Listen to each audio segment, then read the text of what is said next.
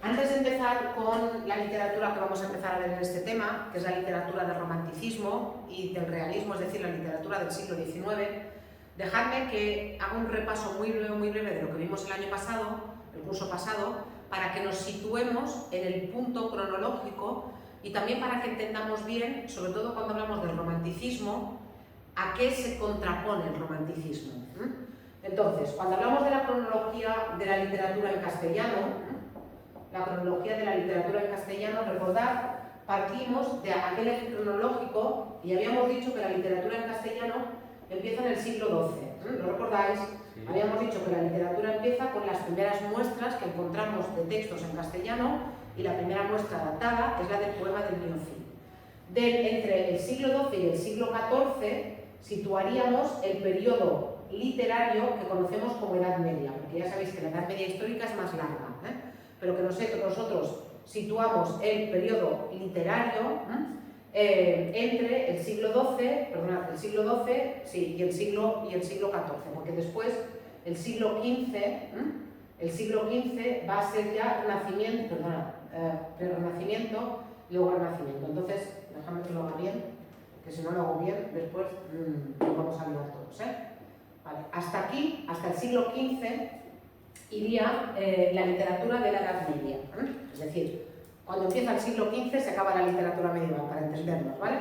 Por tanto, la Edad Media sería el siglo XII, XIII y XIV. ¿Qué ocurre en el siglo XV? Si lo recordáis, el siglo XV es el siglo del pre-Renacimiento, es el siglo de la Celestina, es el siglo en el que nos encontramos con una literatura que tiene rasgos de la literatura medieval, pero que ya anuncia también la literatura que va a venir a continuación, que es la literatura del Renacimiento. Por eso se llama Renacimiento, porque es una época de transición. Ya lo sabéis, que la gente no se acuesta un día medieval y al día siguiente se levanta renacentista. Que ahí entra el siglo de oro, ¿no? Ah, luego, en el Renacimiento, Sí, entonces, el siglo XVI es el siglo del Renacimiento, que, como recordaréis, os dije que el Renacimiento es el siglo en el que renace la cultura grecolatina. Y el siglo XVI y el siglo XVII en España se conocen con el nombre de siglo de oro. Y ya sabéis que el siglo de oro ocupa dos movimientos literarios que son el movimiento del Renacimiento y el movimiento del Barroco. Sobre todo la época del Barroco, si lo recordáis, es una época de crisis en España a todos los niveles, social, demográfico, político, económico, pero es una época de esplendor a nivel cultural. Recordáis también, porque os lo expliqué, que el último rey de Austria, que es Carlos II, muere sin descendencia. Se produce en 1700 una guerra, la guerra de sucesión, para ver quién se queda con el trono español, y finalmente son los Borbones los que se hacen con el trono español. Y con los Borbones, en el siglo XVIII, va a venir el movimiento literario que se llama el neoclasicismo. ¿Sí? De aquí tenemos que partir para entender después lo que va a suponer el romanticismo. Porque el romanticismo, que es el primer movimiento que vamos a ver en este tema y que ocuparía más o menos, ya veréis que luego voy a hacer unas salvedades, el romanticismo que ocuparía la primera mitad del siglo XIX, el romanticismo se opone prácticamente punto por punto al neoclasicismo.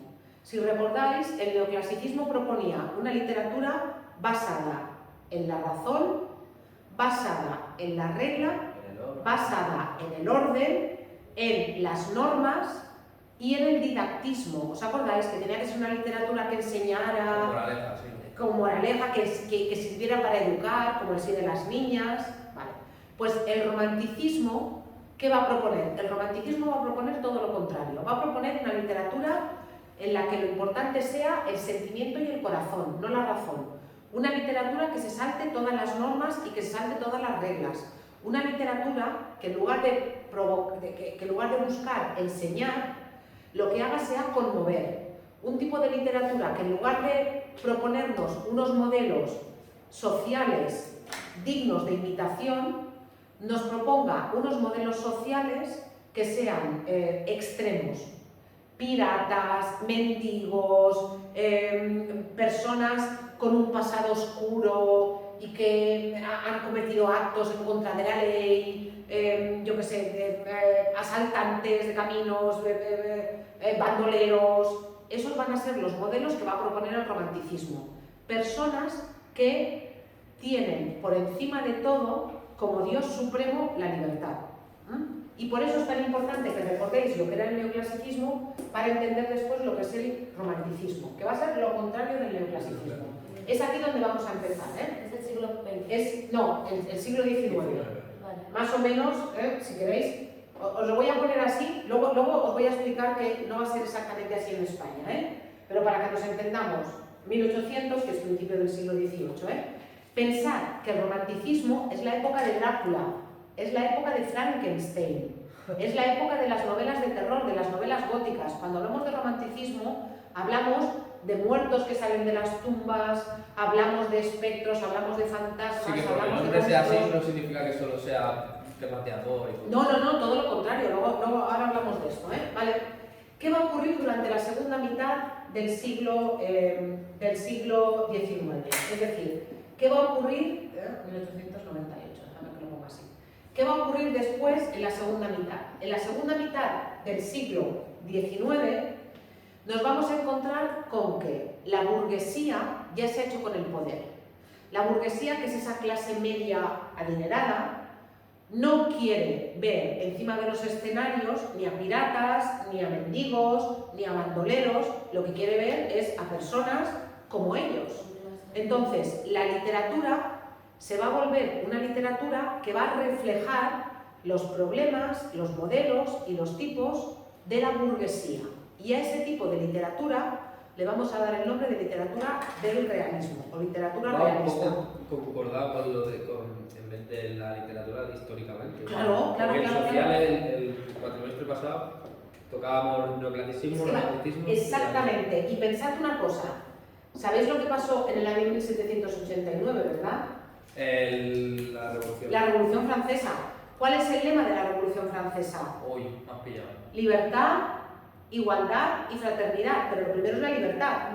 Los románticos son hijos de la Revolución Francesa, pero ya sabéis que cuando la Revolución Francesa fracasa en eso de la libertad, de la igualdad y de la fraternidad, los que se hacen con el poder son los burgueses, y vienen luego las revoluciones burguesas, que cuidado, los burgueses han necesitado a las clases bajas para hacerse con el poder, pero una vez ya estoy aupado en el poder, le doy la patada.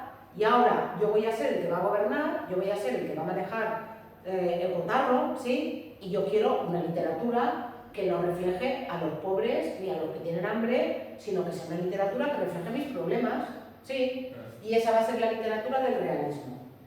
Paralelamente a la literatura del realismo, en España ocurre una cosa, y ya entró en el romanticismo en España. Mirad, en el año, y por eso es tan importante que lo tengáis claro en la historia, en el año 1789, sabéis que la Revolución Francesa acaba en Francia con los Borbones, a los que pasan por la guillotina, ¿verdad?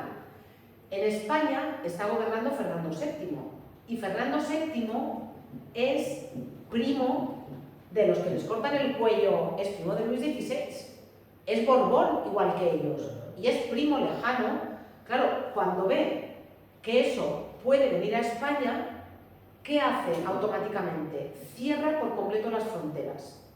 Y a principios del siglo XIX, la censura va a ser brutal y Fernando VII va a prohibir cualquier cosa que venga del extranjero, incluso va a prohibir que los españoles salgan a estudiar al extranjero y que los extranjeros vengan a estudiar a España, porque le da muchísimo miedo que las ideas de la Revolución Francesa agarren aquí y que eso le lleve a él a la guillotina. Entonces, ¿qué ocurre? Que el romanticismo, que ya está triunfando en Francia, en Alemania y en Inglaterra desde finales del siglo XVIII, a España no va a llegar hasta el año 1833, que es cuando Fernando VII muere. Cuando Fernando VII muere, sí que después llega el romanticismo. La censura. Por eso os decía yo que, aunque yo os diga que el romanticismo en España es la primera mitad del siglo XIX, en realidad el romanticismo es más corto en España. Y propiamente dicho, dura como 17 años. porque a partir de 1850 ya se empiezan a publicar en España obras que son realistas. ¿Qué ocurre? Que el romanticismo es como una explosión de fuegos artificiales. Va a durar muy poco, pero va a tener muchísimo éxito y va a dejar mucha huella en la gente. A la gente le van a gustar las obras románticas porque pasan muchas cosas y porque hay sentimientos y porque hay efectos especiales en las obras de teatro y porque la gente va a enganchar con el romanticismo. De tal manera que incluso durante la época del realismo, el romanticismo va a tener un rebrote. Y en plena época del realismo nos vamos a encontrar con un movimiento literario que es el post-romanticismo, que es, como os he dicho, un romanticismo extemporáneo o fuera de su tiempo y que va a estar fundamentalmente promovido por la figura de Gustavo Adolfo Bécquer. Bécquer, luego hay otros autores postrománticos, pero Bécquer tiene tantísima importancia que Bécquer se va a convertir como en el buque insignia del postromanticismo. Pero ya os digo, el postromanticismo no es nada más que un romanticismo fuera de su tiempo. Esto, permitidme que ponga un ejemplo un poco tonto, pero lo vais a entender. Esto es como la gente que se casa muy pronto, que se empareja muy pronto y que no ha salido de juerga cuando tiene 20 años.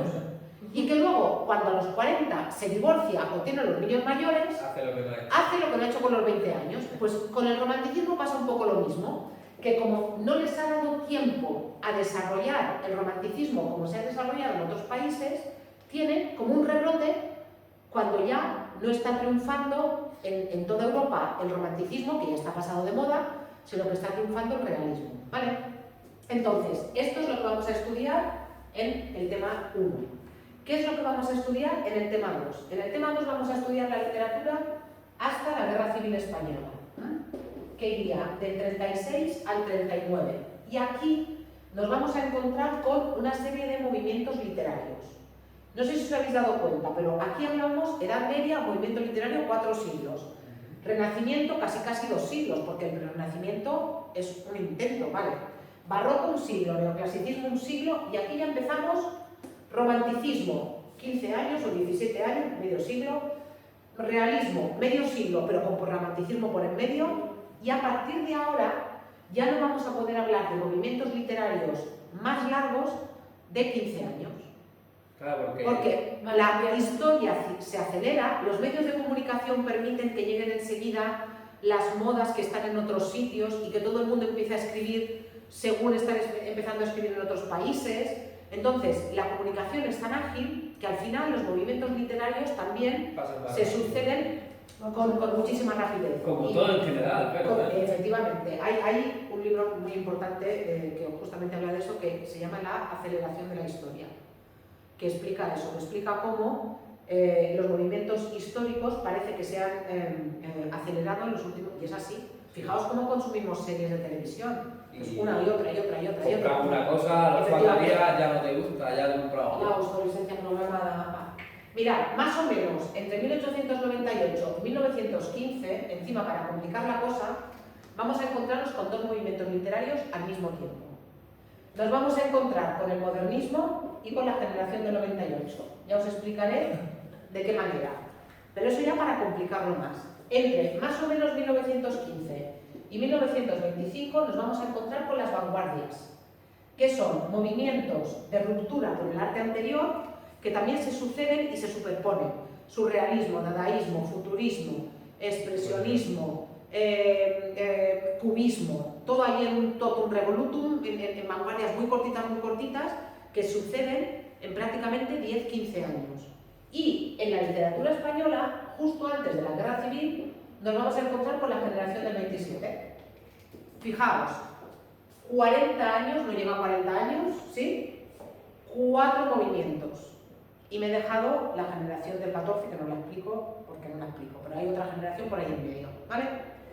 ¿Qué va a ocurrir? Esto va a ser la unidad, lo vamos a estudiar en la unidad 1, esto lo vamos a estudiar en la unidad 2, y en la unidad 3 vamos a estudiar lo que pasa en la literatura en España después de la Guerra Civil, que va a ser otra cosa completamente diferente. Sí, durante también hay literatura, también os lo explicaré. Pero mirad, estos 40 años de aquí, en estos 40 años de aquí, Aquí, cuando estalla la guerra civil, todavía hay escritores de finales del realismo que continúan escribiendo. Los de la generación del 98 y modernismo continúan escribiendo. Los de las vanguardias continúan escribiendo. Y los de la generación del 27 continúan escribiendo. De manera que en la Segunda República, que va, como sabéis, del 31 al 39, junto con la guerra civil, en la Segunda República coinciden tantos escritores y hay tantos movimientos literarios tan ricos que a este periodo se le conoce como Edad de Plata de la literatura en castellano. Para contrastarlo con el siglo de oro. Claro, diferencia que no es menor.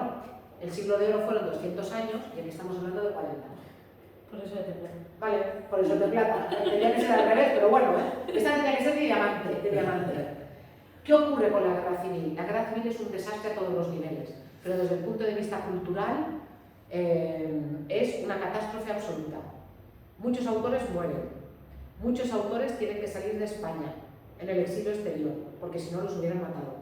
Muchos autores están en campos de concentración o en cárceles. Muchos autores viven en el exilio interior, están en sus casas, están en España, pero no pueden ni escribir con libertad ni manifestarse con libertad. Existe la censura, existe la tortura, existe la represión absoluta, el miedo. Hay un autor en un documental que os he puesto enlazado que dice, sobre todo en los primeros años del franquismo, no se podía ni hablar ni callar sin riesgo. Si hablabas porque hablabas, si callabas porque callabas, malo.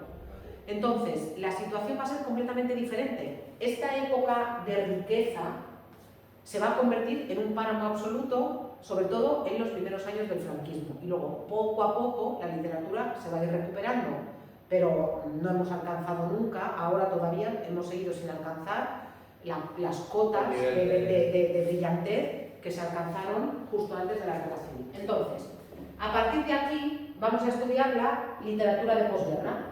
Se llama literatura de posguerra y luego hablaremos también de la literatura de la transición. Por cierto, hoy es un buen día porque hoy es 23 de febrero.